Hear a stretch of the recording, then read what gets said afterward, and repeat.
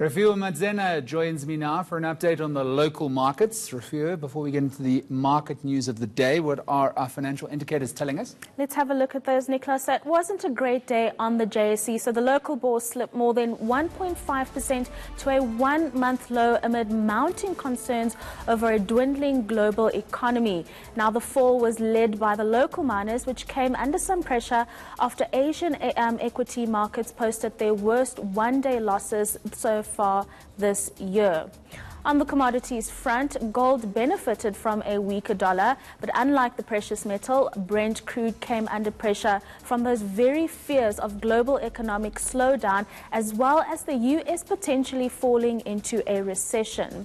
If we take a look at the local unit now, as the JSE closed, the rand was 1% firmer against the dollar, but traders will be trading with caution ahead of the South African Reserve Bank's interest rate decision on Thursday, as well as the Moody's ratings review on Friday. Well, having a look at how our stocks did, I mean, Naspers, interesting news coming out there. They've remained non-European for so long, but they're looking to list their internet operations on the continent now. Yeah, so this is a very interesting story. I mean, in an interview with the chief executive, Bob van Dijk, he did earlier, he's indicated that this was a way to unlock value for investors. So what we've seen is that because Naspers is almost a quarter of the JSE, they are not able to invest all of their investment into that entity just to protect themselves from the risk. So what this now does, it will unlock value, and they'll be listing on the Euronext in Amsterdam. So what this new co, which is what they're calling it now, will encompass all of their e-commerce operations, including Takealot and OLX, as well as some of the e-commerce operations in India. And this will allow investors to be investing both on the Naspers, on the JSE, which will remain its primary listing, as well as in Amsterdam. So this is also very interesting because this will become the biggest consumer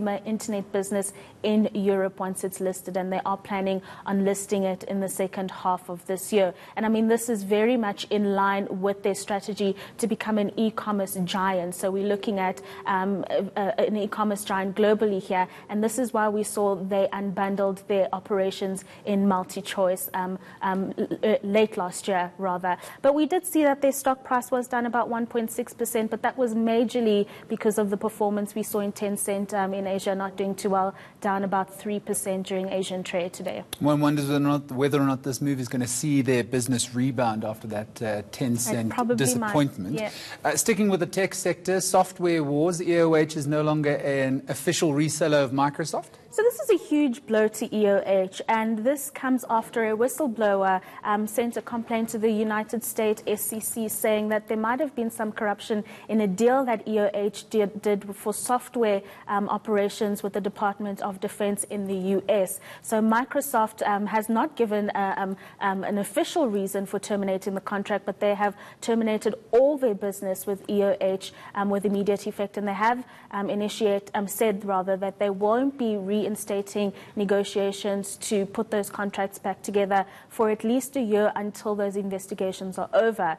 Now, the new chief executive of EOH, Stephen Van Coller, did indicate that this is a major disappointment, the abrupt cancellation of these contracts, as Microsoft doesn't understand the implications this divestment, if you will, has on South African corporates. So EOH not doing too well, down about 3.84% today, and they have been in a bit of trouble in the past few months. So I think investors are watching closely to see what Van Coller's turnaround plan will be in this regard. Rafio, some shocking news coming out of the gold mining sector. Those expected job losses will be an absolute catastrophe, but also not great news for Lonmin in the platinum sector. I mean, platinum output and production up in the past year and a half, but Lonmin has got some cash woes. Yeah, so production has been up, but the price of platinum, unfortunately, has been subdued.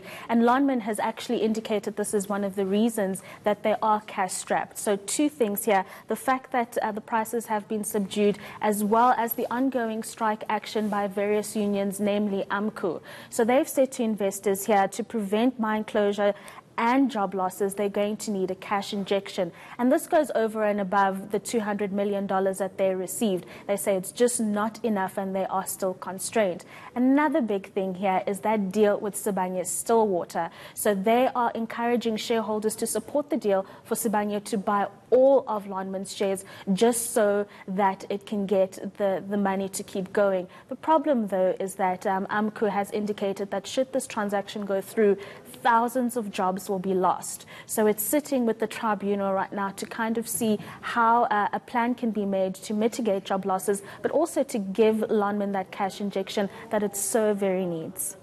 Taste Holdings, they made an announcement of new leadership. The market's not taking to that very kindly. Not. I'm sure you saw about 25% down at markets close today. So they got a new CEO. And I thought this was very interesting because just in January, the chairman of the company said they had faith in the just exited CEO in terms of providing a turnaround strategy. So we know that they've had issues with Domino's and Starbucks, most notably, and they had to halt their Starbucks store rollouts because they just didn't have enough money. And the chief executive did admit at the time that they had overcapitalized for Domino's and Starbucks. So what they're doing now is they're going back to the market and they're going to be asking for a rights offer to raise about 132 million rand, which they will use to pay off some of the debt because they are heavily indebted, as well as to continue with that rollout. The belief here is that if there are more Starbucks stores available to consumers, then there will be more buying. But I must tell you, Nick, I don't think South Africans have much of a coffee culture.